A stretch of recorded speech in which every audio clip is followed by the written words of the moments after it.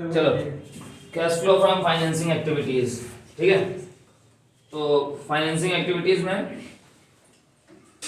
क्या क्या आता है, जितने भी इनफ्लो होगा फाइनेंसिंग एक्टिविटीज से वो पॉजिटिव फिगर में लिखा जाएगा, जितने भी आउटफ्लोज है वो नेगेटिव में। कौन कौन से इनफ्लोज और आउटफ्लोज हैं? पहला क्या लिखा हुआ है? Proceed from issue of shares and debentures. जब आप शेयर्स और डिवेंचर्स इशू करते हैं और उससे जो पैसा आए, तो शेयर इशू करोगे तो पैसा आएगा, इनफ्लो है। डिवेंचर इशू करोगे पैसा आएगा, इनफ्लो है। सर सबसे पहली बात, ये लिख तो पूरा कंटेंट दिया गया है, आप आइडेंटिफाई कैसे करेंगे कि शेयर इशू हुआ है या शेयर पे पेमेंट हुई है? अब मान लो कि यहाँ पे प्रीवियस ईयर का फिगर है, ये करंट ईयर है 2020 और प्रीवियस ईयर बगल में है 2019 और यहाँ पे लिखा हुआ है तुम्हारा शेयर कैपिटल। अब प्रीवियस ईयर का शेयर कैपिटल का फिगर मान लो 5 लाख और करंट ईयर का फिगर है 6 लाख, तो और बाकी भले से कुछ मत दिया हो, तो इसका मतलब ये है कि इस साल प्रीवियस ईयर का बैलेंस कितना था? 5 लाख। करंट ईयर का बैलेंस कितना हो गया? 6 लाख। यानी कि during the year share issue हुआ है कि नहीं हुआ है? हुआ है। कितने का सर? 1 लाख का। अब मान लो कि वहीं कहीं डिवेंचर हो, डिवेंचर में प्रीवियस ईयर का फिगर हो 7 लाख और करंट ईयर का फिगर हो 5 लाख। इसका मतलब इस साल क्या हुआ है? 2 लाख का डिवेंचर्स रिडीम हुआ है। रिडम्पशन ऑफ शेयर्स, कौन से shares? Preference shares and debentures, ये इन द ब्रैकेट लिखा जाएगा, आउटफ्लो माना जाएगा। और proceed from issue of shares and debentures, ये आपका इनफ्लो है। Proceed from issue of other long term borrowing, अगर कोई दूसरी लॉन्ग टर्म बोरोइंग है उसका नाम दे देगा, अगर अदर लॉन्ग टर्म बोरोइंग होगी तो उसका नाम देगा, ठीक है। नीचे वर्किंग नोट में लॉन्ग टर्म बोरोइंग्स करके लिखेगा। Increase in bank overdraft, OD मतलब है ओवरड्राफ्ट, बैंक ओवरड्राफ्ट का फिगर अगर बढ़ा हुआ मिले, जैसे वही वर्किंग नोट में तुमको बैंक ओवरड्राफ्ट लिखा हुआ हो, अब प्रीवियस ईयर का बैंक ओवरड्राफ्ट हो 50,000 और करंट ईयर का हो 60,000, ठीक है। तो ये करंट लायबिलिटीज में हालांकि मिलेगा, नॉन करंट लायबिलिटीज में नहीं मिलेगा। मगर करंट लायबिलिटीज में आपको क्या चीज ध्यान देनी है, अगर ये 10,000 रुपए से बढ़ा है ना, तो आप वो किस एक्टिविटी में आएगा? ऑपरेटिंग में तो आएगा नहीं, इन्वेस्टिंग में भी नहीं आएगा, किस एक्टिविटी में आएगा सर? फाइनेंसिंग में। उसी तरह है डिक्रीज, अब ये फिगर 60 की जगह 40 होता तो ये डिक्रीज हो जाता। तो अगर इंक्रीज हुआ है तो आप विदाउट ब्रैकेट इनफ्लो मानेंगे और डिक्रीज हुआ है तो इन द ब्रैकेट आउटफ्लो मानेंगे। कल हमने पढ़ा था receiving of interest and dividend, वो इन्वेस्टिंग एक्टिविटी में था।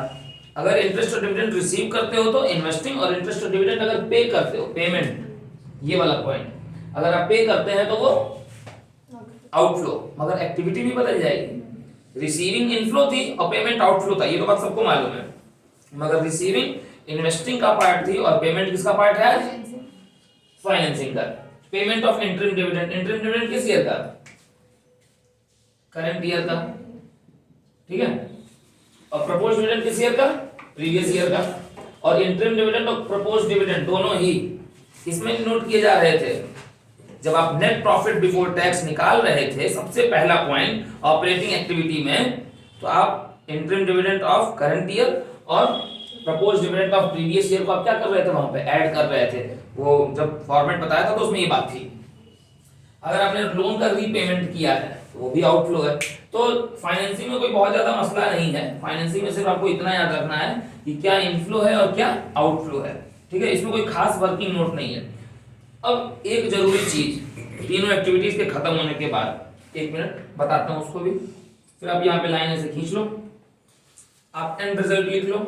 नेट कैश अगर इनफ्लो हुआ है तो इनफ्लो लिखना और आउटफ्लो हुआ है तो आउटफ्लो लिखना। फ्रॉम कौन सी एक्टिविटीज से? फाइनेंसिंग एक्टिविटीज, ठीक है।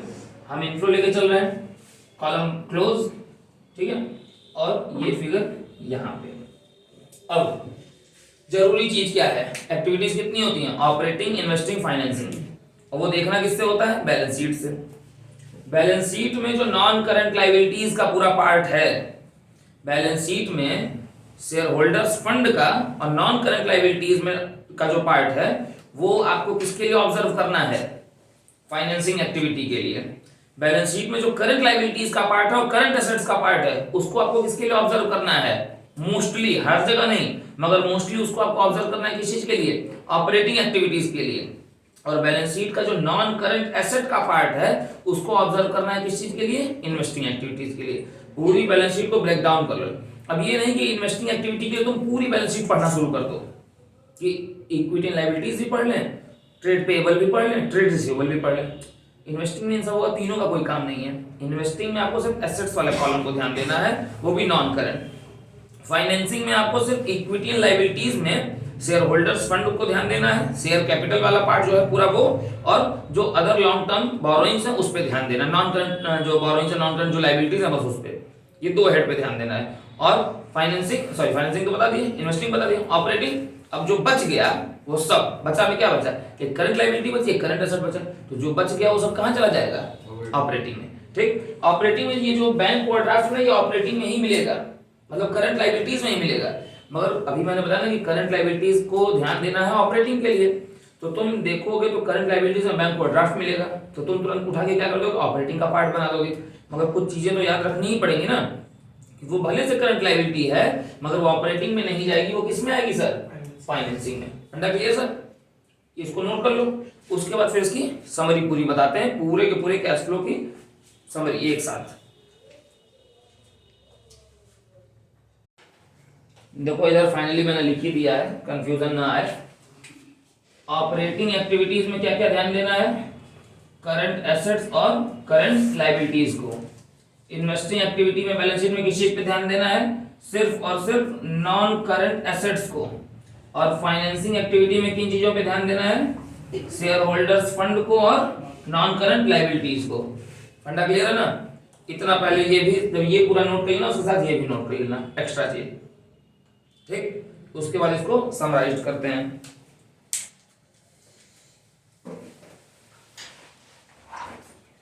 देखो पूरा समरी कैश फ्लो स्टेटमेंट आपको कैसे बनाना है। सबसे पहले आपको ए हेड लिखना है। ए हेड में क्या होगा आपका, क्या लिखते हैं, cash flow from operating activities.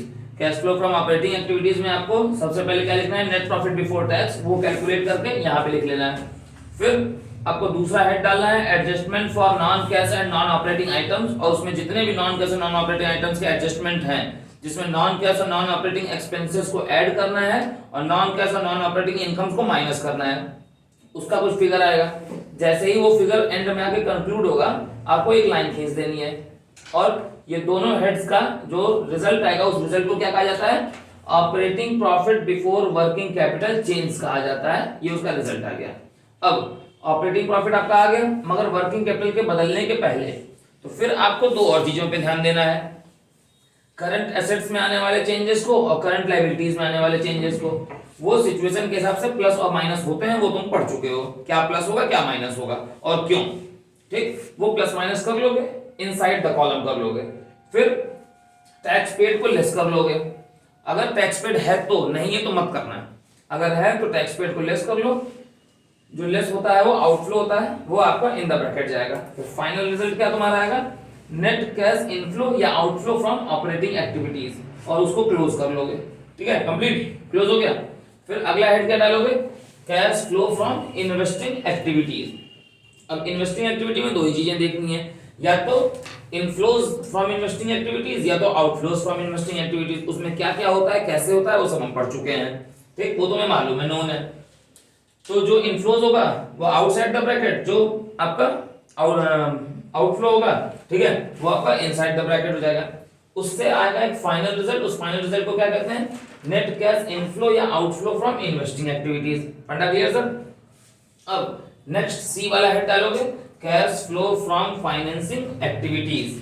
ठीक, अब उसमें तुमको फिर वही दो चीजें करनी है, अभी अभी वो पढ़े, इनफ्लोज फ्रॉम फाइनेंसिंग एक्टिविटीज वो विदाउट ब्रैकेट, और आउटफ्लोज फ्रॉम फाइनेंसिंग एक्टिविटीज वो इनसाइड द ब्रैकेट। उसका एंड रिजल्ट आ जाएगा नेट कैश इनफ्लो या net cash outflow from financing activities. फिर वो लाइन को क्लोज कर दोगे। तीनों का फिगर निकाल लिए, तीनों को क्लोज कर लिए। अब सर बोर्ड पे देखिए, अभी बात खत्म नहीं हुई है पूरी। अब जब ऑपरेटिंग का फाइनल रिजल्ट आया था, तो ये जो भी रिजल्ट आया था उसको पैरेलल मेजर कॉलम में लिखना है। इन्वेस्टिंग का जो आया था सेम यही वाला फिगर, ये वाला, इसी फिगर को यहां लिखना है, और फाइनेंसिंग का जो ये फिगर आया है उसी को यहां भी लिख देना है।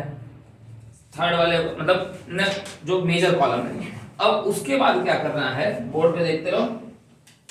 उसके बाद 1 + 2 + 3 इन तीनों पैसों को ऐड करके यहां लिख देना है, इस लाइन को क्लोज करके। लाइन मैंने क्लोज की ना, यहाँ पे क्लोज करके इन तीनों के टोटल को यहां लिख देना है। इसको कहा क्या जाता है, अगर ये पॉजिटिव है तो आप लिखते हैं नेट कैश इनफ्लो, और अगर वो नेगेटिव है तो आप लिखते हैं नेट कैश आउटफ्लो। ठीक, ड्यूरिंग द ईयर, तीनों एक्टिविटीज से मिला के जो आया वो ड्यूरिंग द ईयर। अब उसमें एक चीज ऐड करनी होती है, वो ऐड क्या चीज होती है, ओपनिंग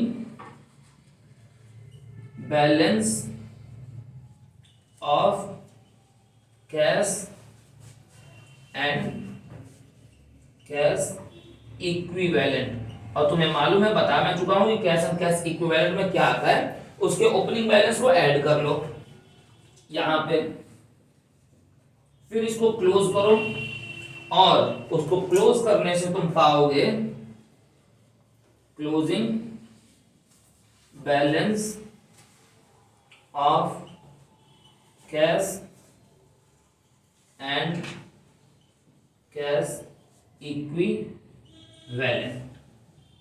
क्लोजिंग बैलेंस को आप ये भी लिख सकते हैं चाहे तो, net cash and cash equivalent at the end of the year. ठीक है, और ओपनिंग बैलेंस को आप लिख सकते हैं net cash and cash equivalent at the beginning of year. और ये वाला जो पैसा आएगा डबल लाइन से यहाँ पे क्लोज करोगे, और ये वाला पैसा मेक श्योर कि आपके बैलेंस शीट में क्लोजिंग फिगर के बराबर हो। ठीक, बस इतना करोगे। इतना करने के बाद जाके तुम्हारा कैश फ्लो स्टेटमेंट कंप्लीट होगा। सिर्फ तीनों एक्टिविटीज का फिगर निकालने से नहीं होगा, उसमें ओपनिंग फिगर को आपको यहाँ पे ऐड करना पड़ेगा, तो जाके आप क्लोजिंग फिगर असर्टेन करोगे। और अगर ये बराबर हो गया क्वेश्चन में तो आपका क्वेश्चन सही है। दैट इज ऑफ 6 मार्क्स, पूरे 6 नंबर का होगा। ठीक है, तो अब जाके पूरी तरह से कैश फ्लो क्या हुआ है तुम्हारा, कंप्लीट हुआ है। ठीक, तो पूरा कैश फ्लो स्टेटमेंट 8 नंबर का कंप्लीट हो गया हमारा। ठीक है, जिसमें 6 नंबर का एक मेजर क्वेश्चन रहेगा और 1-1 नंबर के आपके माइनर क्वेश्चंस रहेंगे, वो इन्हीं में से कहीं से एक चीज उठा के पूछ लेगा एमसीक्यूज में। Is that clear? तो पूरा 8 नंबर कंप्लीट, आज की पढ़ाई कंप्लीट हो गई हमारी। चलो ठीक है, बाय बाय।